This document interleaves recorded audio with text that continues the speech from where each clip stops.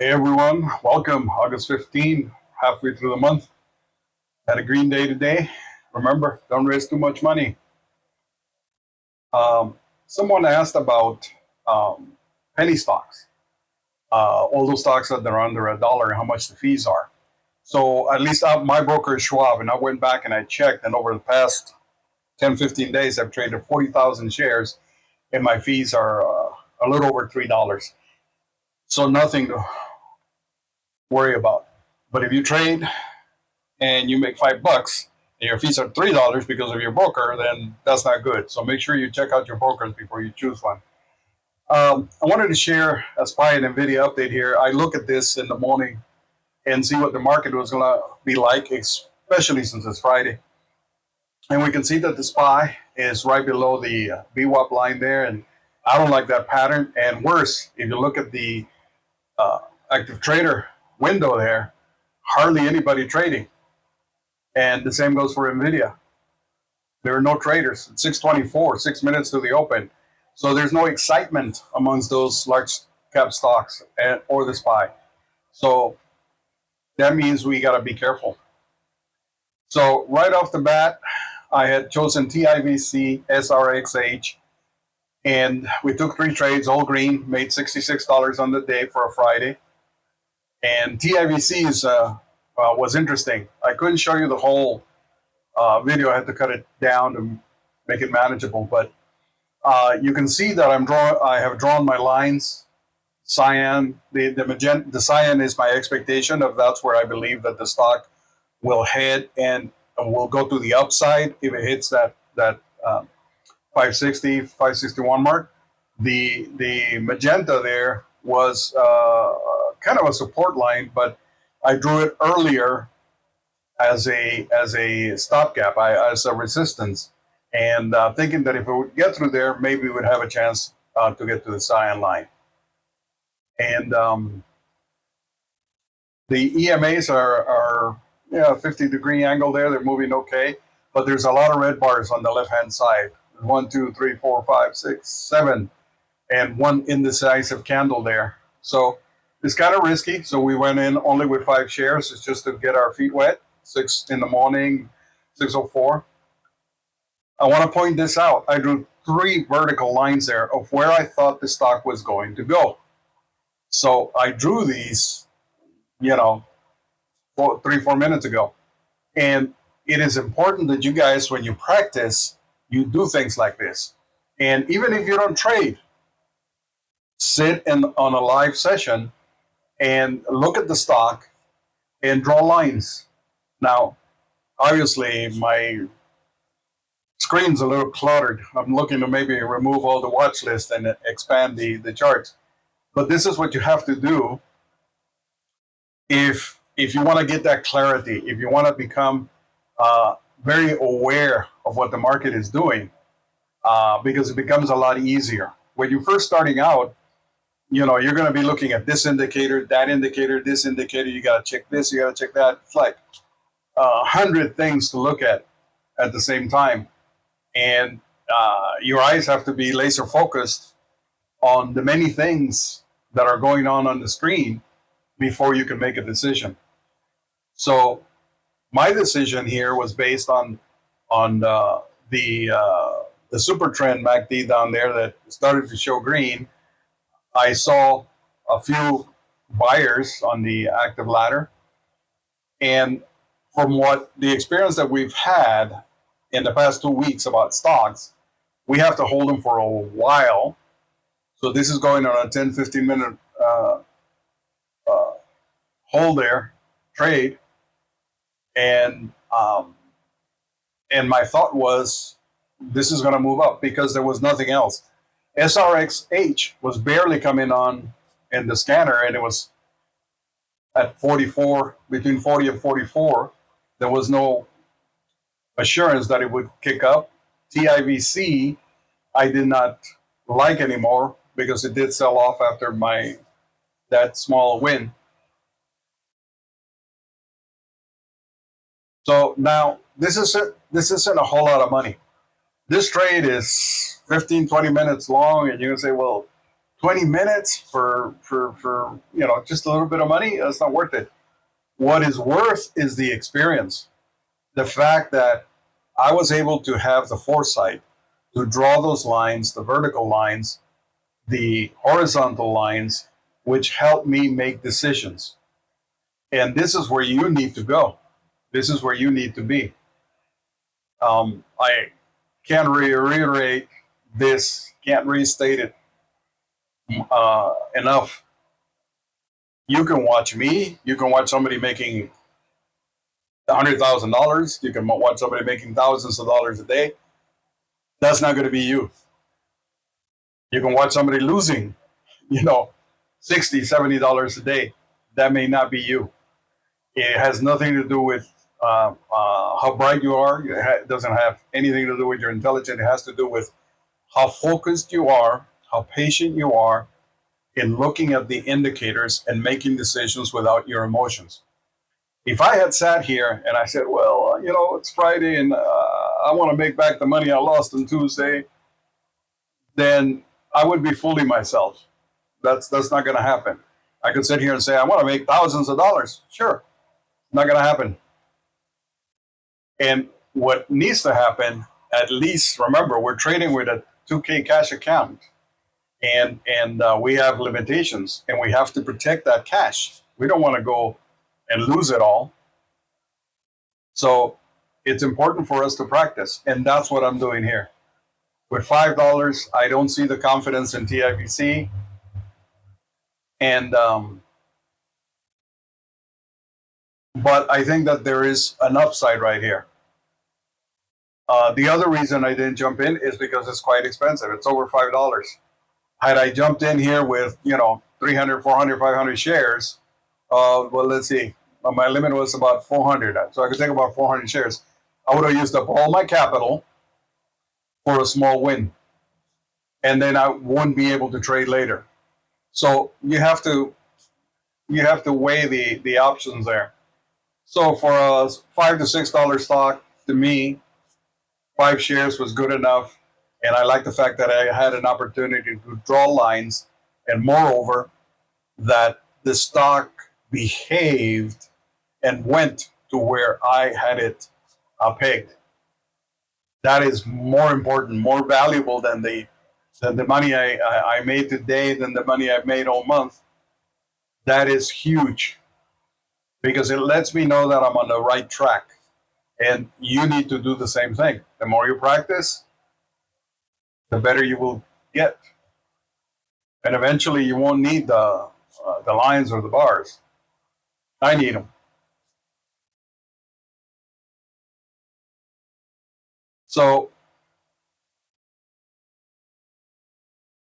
my vertical lines there didn't take, and the stock didn't move straight up. And I wasn't thinking about that. Of course, I should have slanted them, but had the stock moved up straight up, I would be scared. That's not something you want. It typically happens when the stock moves straight up, it's going to come straight back down again and below the closing price of the last candle and stop you out and make you lose money. So what we want is we want a stock that is moving slowly, a 45-degree angle, 46, 47 there, and climbing and gaining volume. And it's on the scanner. It's on the top over in the left-hand side in the watch list where you can see gappers V7. TIVC is the number one stock there, which means people are looking at it and the volume is there. So that goes a long way to helping you make those decisions. Now we were red for a little while and we start moving up. We moved up in the channel, and therefore we're green. But this has already been long. What was it? 6:04 we started, so we're 13 minutes into the trade, and yeah, a little bit of volume push here. We see it, and then we're happy to take what the market gives us. and we saw $2.50. This is at the open, and I drew that blue rectangle there because to show the the baseline of where it was at. And right here starts to kick up, and it looks like it's going to go. But watch what happens. It's back up to the 560, and it starts to come down. MACD is below the signal line, and you see that big red line? Boom, that's what I was talking about. Straight up and straight down. So that one was dead. So we moved on to PPSI, which was showing signs of life. Like I said, it had been trading between 380, 397. And yeah, this is off the start as well, which I shouldn't have been trading, but my thought was, you know what, market, it's Friday. Traders are going to leave the market early. So if we have an opportunity to take any money, it's going to have to be in the morning. There's me as a dummy trying to get in on extended days with market. And it wasn't filling me on, I was trying to get on the bid, but it wasn't filling me in. So I waited. The things I did not like about TIVC and PPSI was the level 2. There wasn't that volume, the quantities that I would have liked to have seen. Sure, there were some big buyers, some big sellers, but you want to see a constant flow. You want to see 30, 40, 50. When you see those types of numbers, then you know the volume's coming in and people are getting interested. The other thing is BSLK started to move up right here, and that had a little bit of run on very low volume. And you see SRXH had sold off from 44 all the way to 34. And so the market is all over the place. So we don't know what people want. So we get in here with 30 because we believe it's going to pass that high of day there. But I don't trust it. And I get out. And sure enough, after we left, it fell down. So we move on to SRXH. And I had been watching this since it was 40 cents. And I'm watching it here. And I drew my lines of support, resistance. And the things I needed to do was to look at that cyan line. That cyan line was my key. I felt that if it could get through all the resistance below that cyan line and get up there to the cyan line, it would have an opportunity for the upside. And who knows, maybe $1.20. That was my thinking. But at this point, I wasn't going to take any trades. And you see I've got a bright orange line there, and I've got a magenta line there, and that's the channel I'm looking at. And I'm watching that channel because, in my viewpoint, it needs to get up there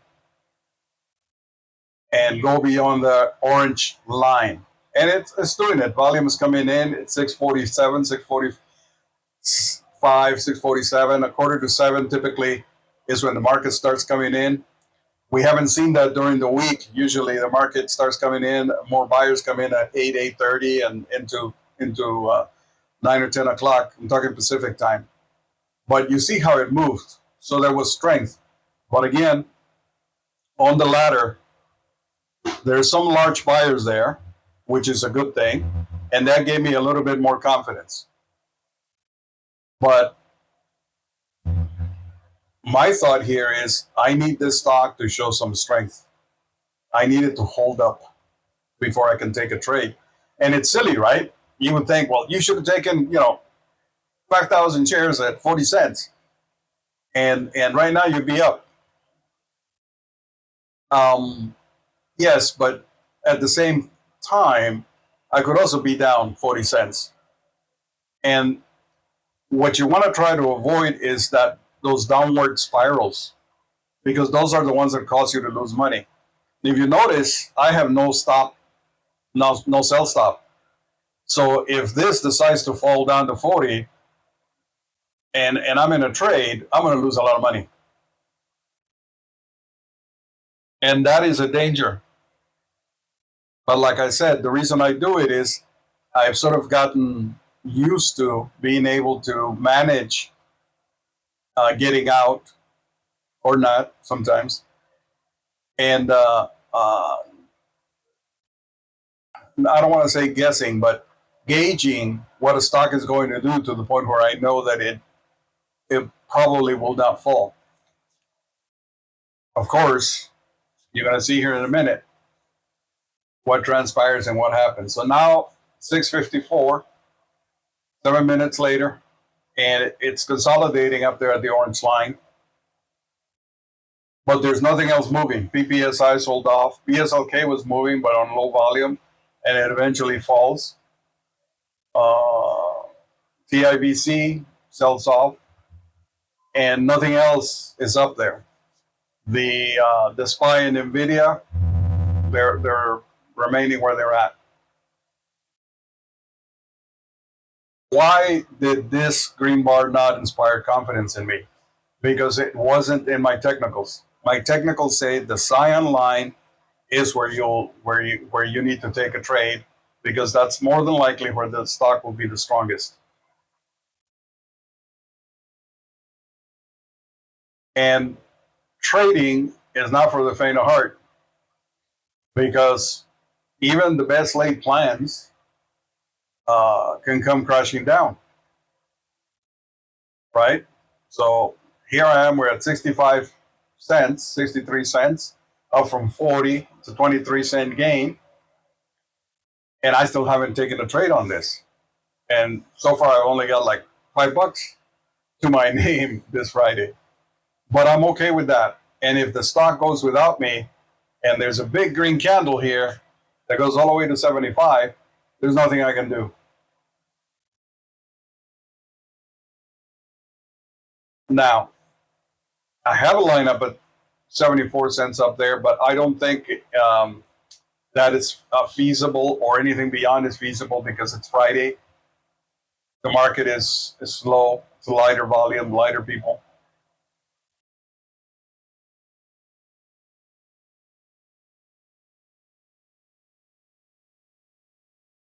And this turns into a waiting game.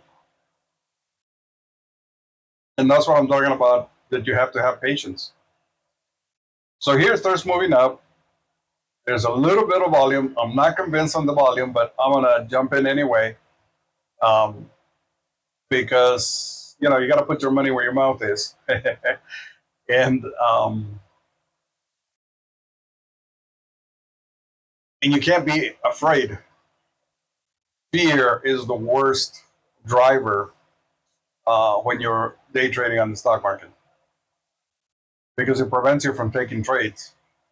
Now, I'm not afraid of taking a trade in between the 40 and 60 cents. I just don't see it making me money, even though it did go up.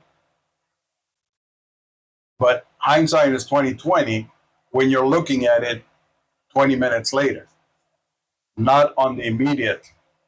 So right now, it's a 64 cents. Can you guys guess what's going to happen? So my cyan line is there. I'm expecting it to hit that line, more volume to come in, and a move to the upside. That is what my mind is telling me. And I go back to the daily chart and I check it just to be sure. I see there's 74 cents, 80 cents, $1.20 a possibility. But there's no volume in the market today there. So that's not going to happen. So somewhere along here, we're going to have to take a trade, and we're going to have to be happy with whatever the market gives us.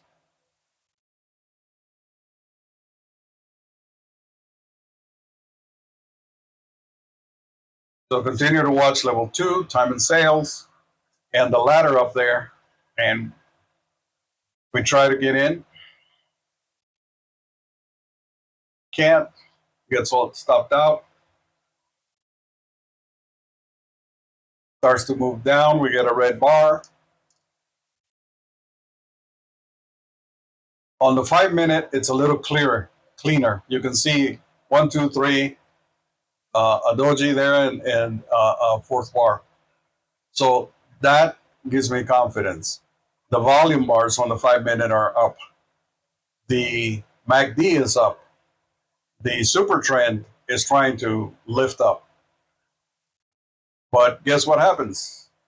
You jump in with 1,000 shares, even on a stock under $1, it's going to be a problem. And there's a lot of sellers there. You see a 200 at 75 cents, a 600 at 63. And I think that scares some people and they back away.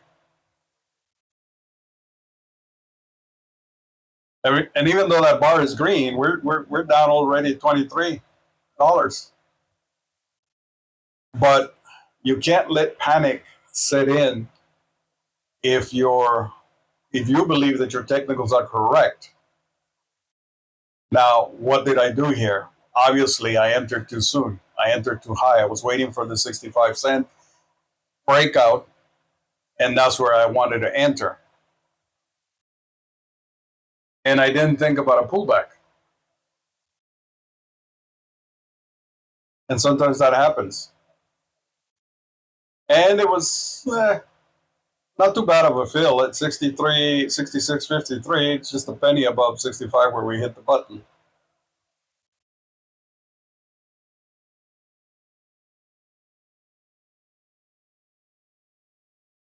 But stock price here needs liquidity. It needs to come down and eat up the shorts and gain some more liquidity before it can climb back up. But we're still okay because there's nothing else. PPSI is hovering around that price, never gets up there. TIVC sold off. Or is it BSOK even dropped off the gappers up there?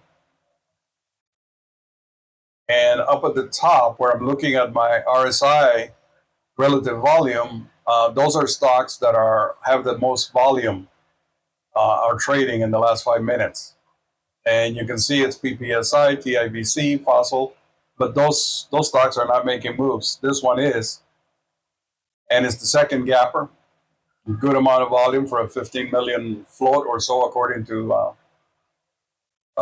Thinkorswim. So now, here's where most folks would say, oh, let's hit the panic button. Why? Well, say, Oshivsky. Am I going to lose everything I made yesterday? Look at that, $79. But I had drawn my line there of that I thought would be support. And one of the things that you noticed, and I didn't notice this until after I was on the playback, the yellow line is the price line. The blue line is the 21 line. So the yellow line starts to tear away from the 21 line. And that to me was kind of, well, it's good because the price is going up. But if it spreads too far on a stock that isn't very strong, it's going to come back down. And that's what happened. And the reason I didn't hit the panic button right here was because it just landed right on that 21. And you see it kick up. And we see buyers coming in. There's a lot of sellers. But it's holding up. It's 7:02, the top of the hour, between 7:15. Sometimes we get buyers.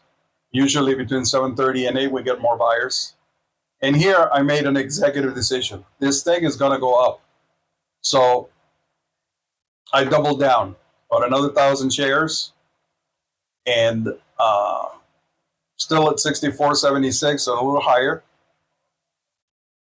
But the thought is here with 2,000 shares, if the push up isn't as big, I could try to recover a decent amount. You see people over there trying to set their sells at 75 cents. I don't think that's going to happen. I wish that were possible. Because that's a nice win there, whoever's selling 100 shares at 75 bucks. So now I'm playing with the ladder to try to figure out where I want to put some sell limits. Because I do believe it's going to go up. And that's the nice thing about penny stocks is that Yeah, sure, I'm down $55, but I'm only down a couple of pennies. It's at 62, 63, and I'm at 64, almost 65. So it's only 2, 3 pennies. So if it can go up 5, 6 pennies, I can make that money back. So, and I still believe that the cyan line is going to be broken, and I still believe that that is my target. And I jumped in a little sooner. Well, okay. Even though you notice the MACD is trying to hit the signal line down on a downward spiral, the super trend says, "Oh, it's selling off. It's going to sell off." There's a red line in the volume bar on the 5 minute, and the two red bars on the 1 minute. And there's a down arrow, a red down arrow on the 133 tick mark. And that little red square up there in the upper left-hand corner says that the 133 is coming down, but the 5 minute is up. And that second red candle there off of the 5 minute stayed up, and it has a long wick. And now I'm beginning to think, well, look at that. We were down almost 75 bucks, and all of a sudden we start climbing, and here we go. Now, the volume doesn't increase that much. It increases a little bit. More buyers start coming in. Look at that. We're up at 67. We're up 4 cents. We sold some. We keep 1,000. We see where it's going to go. And we exit. 70 cents. We made $60 here, plus the rest. Have a great weekend, you all. See you Monday.